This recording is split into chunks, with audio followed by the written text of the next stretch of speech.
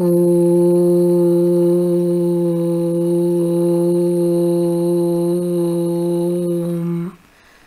Sairam. Hara Hara Shankara, Jaya Jaya Shankara. Episode 36. Shri Mahaswami, the Sage with Eyes of Light, the Diary of a Seeker of Truth, Dr.Serge Demetrian.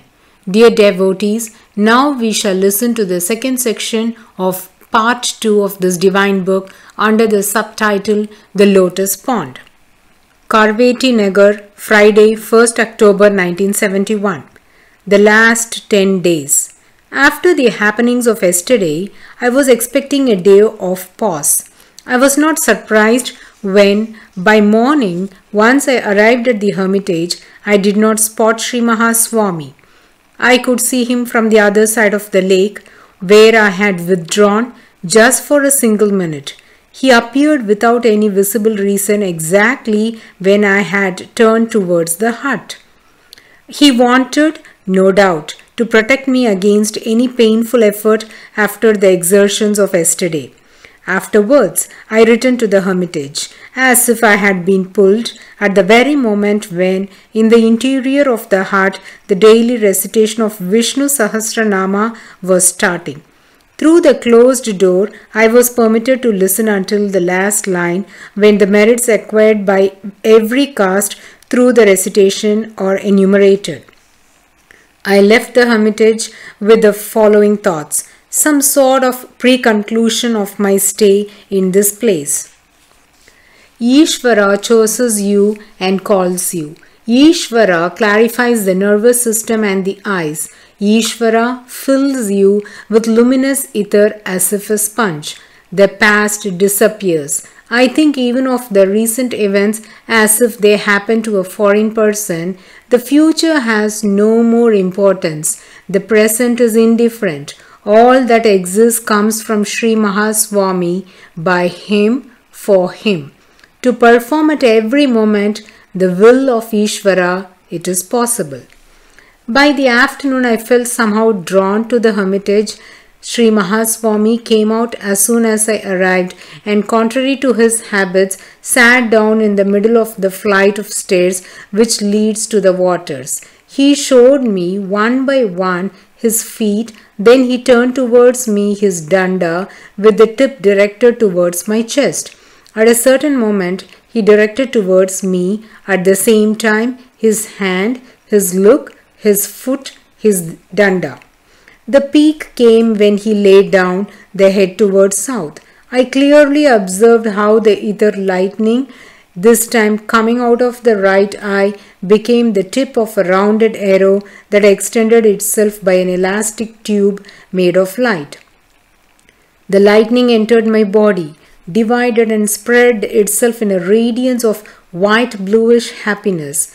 By evening, Sri Mahaswami turned twice towards me. He looked at me with his left eye and blessed me across a slit between two fingers, the same way he sanctifies the stone statues when he purifies them for worship. I felt clearly that I was no more like a sieve, not even one with small holes, through which the blessing escapes.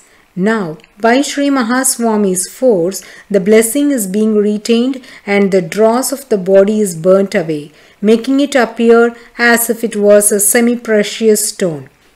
The work is not yet finished. If the mind and the ego seem to have been chased out from their previously held commanding positions and relegated to the peripheral activities, the perfect stability is yet to come. As to my heart, there is still now and then a bubbling pot of transparent bluish gold in which one could perish in a fraction of a second. The group of the great friends, the Queen as their head, are around me. They listen to my appeal. They observe the manner in which Swamiji transforms me into him, day by day, hour by hour. Before leaving the hermitage, I remained some time in front of the door of the marvelous hut. Sri Mahaswami, reclining on the bed, the head towards west, was looking at the lotus pond from across the open door. He raised himself upon his bed, blessed me with a hand in abhaya. A wave of happiness poured and crashed against me, who was but a mere wooden dam, which was blown up to be integrated to the spiritual welling up of pure grace. That night, I came to take some water from the lotus pond. After the customary pradakshina of the hermitage, I stopped in front of the hut. The assistants were asleep. I came near to the room of Sri Mahaswami and, knowing exactly the place of the bed, I could come up to some 30 centimeters of him, who made a semblance of sleeping. After some hesitation, I touched with the tip of my fingers the tiny fence of waved bamboo, behind which I felt an immense diamond that had willingly dampened its sparkling. The head of Sri Mahaswami. At this precise instant, I heard a deep breath in the interior of the hut. I took it as an approval for my gesture. Sri Mahaswami has decided, I believe, that I should remember at every instant his name or the one of the great goddess, or pronounce Shivoham or Narayana or the Omkara. As long as he permits it, it will be done, as it is from him that come the decision and the force to put it into practice. Karveti Nagar, Saturday, 2nd October 1971. Pradosha Kala Puja. I came to read recently the account of Robert Walser of his meeting with Sri Mahaswami at Ilayathankudi near Trichinapalli, that is Tiruchirappalli, in 1961. He talks of a unique darshan and of one blessing that completely changed his life. During a single day, I am blessed by tens of times more and by 100 times more than the foreigners who had the darshans of Sri Mahaswami, if the account of their memories is correct. I needed probably more darshans and more blessings, as my initial level was very low, maybe hopelessly low, and perhaps also I was chosen in order to be able of bearing witness to the greatness of Sri Mahaswami in the future. But who can apprehend the intention of Ishvara behind the marvels of the great darshan? This morning, I did not see Sri Mahaswami. I understood that I had to be content with 20 minutes of meditation behind the hut. I stood so near to him that across the thin bamboo wall I could hear his whispered voice. It was a day when he did not speak in a loud voice. In the afternoon, I went earlier to the hermitage, and as expected, I found him by the side of the lake. It was evident that he was waiting for me. He had spectacularly lumped together all the visitors on the southern side, while I was practically alone on the northern side, but rather far, at some 15 meters. I started by diving inward. At the beginning, I hobbled along and I was almost tempted to renounce the effort. However, Sri Mahaswami, who closely watched everything, ordered me to continue. I submitted to him. The four bodies of light, the group of the great friends whom I habitually invoke, came from 4 different directions. Had I to give them forms, they would be called Sri Mahaswami, Adi Shankara, Chandramaulishvara, under the aspect of the Spatikalinga, and Bhavani, the great goddess. It was Sri who seemed more individualized in diamond light. Then Sri Mahaswami intervened and he chased me out of my body. My old body was left empty, a fine bark made out of thin cigarette paper. The content of the body, the yellowish silken ball of a one-day spring chicken, ran to take shelter at the feet of Swamiji 15 meters further away. Sri Mahaswami entered into the old body and took totally possession of it. From the minutest cell to the imperceptible atom and beyond the infinitely small where thought could no longer follow, it was he. How is it possible to remember all these happenings, especially when mentally I was at the feet of Sri Mahaswami? I felt this human heat, the smell of his cloth, the humidity of the water that was by the side, the air current brought up by his gestures, and that evident feeling of presence that I learned to distinguish among thousands. I clearly perceived that I had abandoned the body as a cloth, a foreign dress now standing by its own means, there on another step 15 meters behind. It is probable that it is Swamiji who furnishes my memory with the data I am now scribbling on paper. Here they are. Sri Mahaswami firstly took hold of the eyes. He bluntly pushed his way inside the pupils with his own lightning strikes. They entered like a knife in the eyes of this lacerated bird. My old body became blind. This blindness was complete. The lightning strikes forced their way onto the rear, towards the brain, then down along the spine. It was along this way from the basis of the brain to the heart that there was established a tube of warm, good, white brilliance of silvery shine. As I was crouched at his feet, I was simply informed of what happened to the old body which was cast off there at 15 meters distance to the back.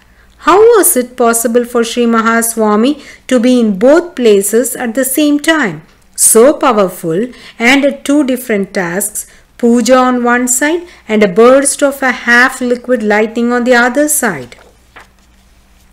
Then the marvel finished. I do not know how I found myself at the starting point, apparently intact in the same body at 15 meters from Swamiji on the northern side of the flight of stairs. Next, I was compelled to sit on the last step. The legs immersed up to the knees in the caressing freshness of the lotus pond. This water was alive. It appeased the heat transmitted to the limbs by the molten gold of the lightning that had just occupied them. Sri Mahaswami, contrary to his habits, remained turned towards north to where I sat and started the series of ritual movements that preceded the evening puja. Every gesture echoed instantly in me. Then he commenced the blessing of the waters. He inscribed on their surface the sign of the Omkara. He pushed his white right hand into the liquid surface that received it reverently. He remained so, unmoving, for long minutes. The waters also, in their humid deepness, were vitrified along with the trees, the air, the stars, the night. We all stood petrified in a single slab, drawing our life from Sri Mahaswami, Ishvara, only from him. The moment of the offerings came. Flowers, bilva leaves, rice, kumkum. Unable to move, I sat, with the feet in the pond, enveloped in the waves of power caused by every article offered. The moment when Sri Mahaswami pours the rice with the bilva leaves is the most important. At this very instant, unexpectedly, a men choir burst forth singing in the night the Shiva Trishati, the 300 names of Shiva. As Pradosha Kala Puja is dedicated to Shiva, conceived as Rudra, the destroyer. The atmosphere was so dense that the names sounded as between the granite walls of a hollow temple tower. The concentration of Sri Mahaswami, already extreme, seemed to grow with the names, which fell one by one into the silence of the night as if they were lumps of boiling gold. Sri Mahaswami became a steel cord, then an almost immaterial string that continued to vibrate and attune itself to such a subtle frequency that it became the primordial vibration, the very one out of which the entire universe spread. This did not hinder Swamiji to stay attentive to the recitation. Sometimes he corrected a certain name of the great God by repeating it himself. Every name corresponded to some definite aspect that was necessary for the edifice he was completing. The night service, this conversation of Sri Mahaswami with the hereafter had just come to its end. It was late, but I could not tear myself away. I loitered on the steps while trying to breathe in the air purified by the nocturnal service. One muhurta quickly passed. I came nearer to the open door of the hut to take leave. Swamiji drew me up to the threshold. He had already laid down his head towards west, but in such a way that I could see him as soon as I came nearer. I observed how he fought with the mosquito curtain as if he did not want it to fall between him and me. Then he rose up, sat on the side of the bed, and caused all the assistants who had filled the room to leave, retaining just the one to whom he spoke. This presented the opportunity that I could be kept in his line of sight, but indirectly, as he acted in such a way that I should not see his eyes, not even a fraction of a second. I felt, however, that he was directing on me from out of his inward ocean of truth and light waves of force that left a residue of diamond sparkling powder in the labyrinths of my body, changing it more and more into the nature of Sri Mahaswami, into his own secret nature. How powerful can he appear when he wants it? He has the will of Ishvara and the force of the great goddess. Devotees, we shall continue to listen to the lotus pond in the coming episode, bowing at the holy feet of the Gurus. Aum